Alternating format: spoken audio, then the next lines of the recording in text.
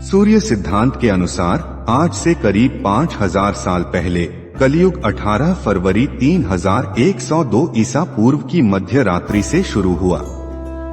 धर्म ग्रंथों में यही वह तिथि मानी जाती है जब श्री कृष्ण बैकुंठ लौटे थे। श्री कृष्ण अपने देहावसान के लिए द्वारिका के भालका तीर्थ को चुना था। भालका तीर्थ से श्री कृष्ण के जाते ही कलयुग का आगमन पृथ्वी पर हुआ। अगर वह गलती जिस वजह से कलयुग पृथ्वी पर आया और आकर यहीं का हो गया ना की जाती तो शायद कलयुग की शुरुआत ही ना होती।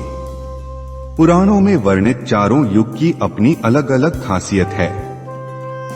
कलयुग की भी अपनी एक खासियत है जिसमें वह सारे युगों में अच्छा है, जिसके ऊपर इस वीडियो के अंत में बात करेंगे। वीडियो में आगे बढ़ने से पहले आपसे प्रार्थना है कि अगर आपने हमारे चैनल को सब्सक्राइब नहीं किया है तो कर लीजिए, जिससे हमारी अगली वीडियो आप तक आसानी से पहुंच सके। दोस्तों, कलयुग के धरती पर आने के पीछे एक पौराणिक कथा है जो पांडवों के महाप्रयाण से जुड़ी है। यह बात तब की है जब धर्मराज युधिष्ठिर अपना पूरा राजपाट अर्जुन के पौत्र परीक्षित को सौंपकर अन्य पांडवों और द्रौपदी समेत हिमालय चले गए थे। एक दिन पृथ्वी देवी गाय का रूप धरकर सरस्वती नदी के किनारे बैठी थीं। वह बहुत विचलित थीं और उनकी आंखों से अश्रु बह रहे थे। पृथ्वी देवी की ऐसी मनोस्थिति देख धर्म एक बैल का रूप लेते हैं और वह गाय के रूप में बैठी पृथ्वी देवी से मिलने आते हैं। पृथ्वी को दुखी देख धर्म ने उनसे उनकी परेशानी का कारण पूछा।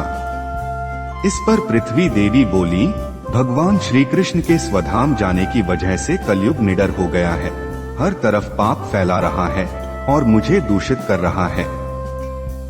पहले भगवान कृष्ण के चरण मुझ पर पड़ते थे, जिसकी वजह से मैं खुद को सौभाग्यशाली मानती थी, परंतु अब ऐसा नहीं है। अब मेरा सौभाग्य समाप्त हो गया है। धर्म और पृथ्वी आपस में बात कर ही रहे थे कि असुर रूपी कलयुग वहां आ पहुंचा। उसने पृथ्वी और धर्म को गाय बैल के रूप में पहचान लिया और उन्हें मारने लगा। राजा परीक्षित वहां से गुजर रहे थे।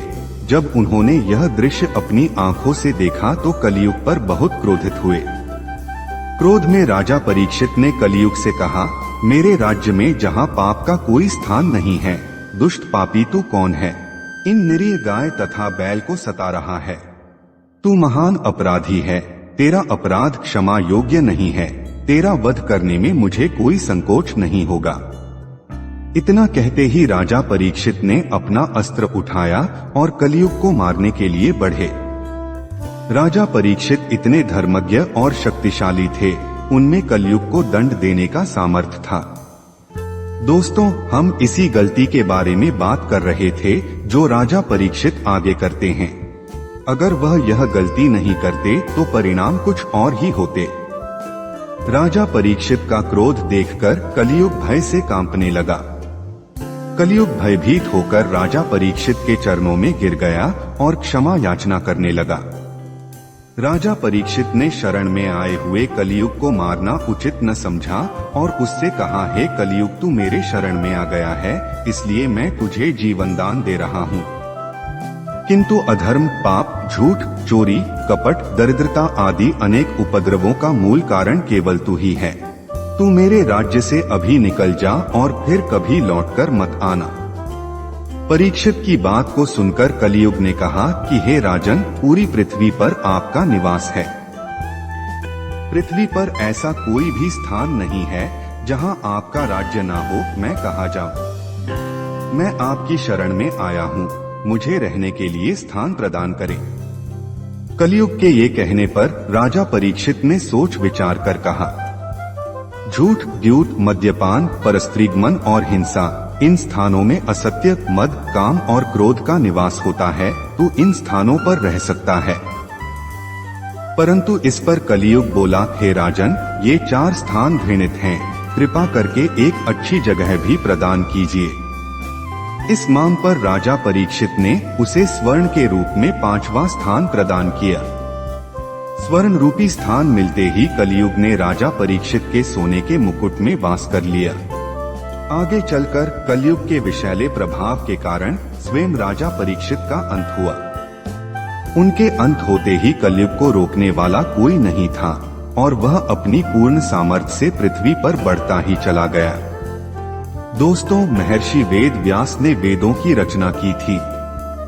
महर्षि वेद व्यास से जब पूछा गया कि कौन सा युग सबसे अच्छा है, तो उन्होंने कलयुग का नाम लिया। विष्णु पुराण में वर्णित एक कथा के अनुसार ऋषियों से चर्चा करते हुए वेद व्यास जी कहते हैं कि इस एक कारण से सभी युगों में कलयुग सबसे श्रेष्ठ युग होगा। व्यास जी ने कहा, 10 वर्ष में जितना व्रत और तप करके कोई मनुष्य सतयुग में पुण्य पाता है, त्रेता युग में वही पुण्य 1 साल के तप से मिलता है। वहीं द्वापर युग में 1 महीने पर उतना पुण्य मिलता है, जबकि कलयुग में मात्र 1 दिन के तप से ही वह पुण्य प्राप्त कर सकते हैं। इसलिए इस मायने में कलयुग सभी युगों में सर्वश्रेष्ठ माना गया है। दोस्तों, यह थी कथा कलयुग की शुरुआत की। उम्मीद है आपको वीडियो पसंद आई होगी। इस वीडियो के बारे में आपकी क्या प्रतिक्रिया है, नीचे कमेंट में जरूर बताएं। कलयुग या किसी और विषय के बारे में वीडियोस बनाने के लिए अपनी राय दें। आपका दिन शुभ हो।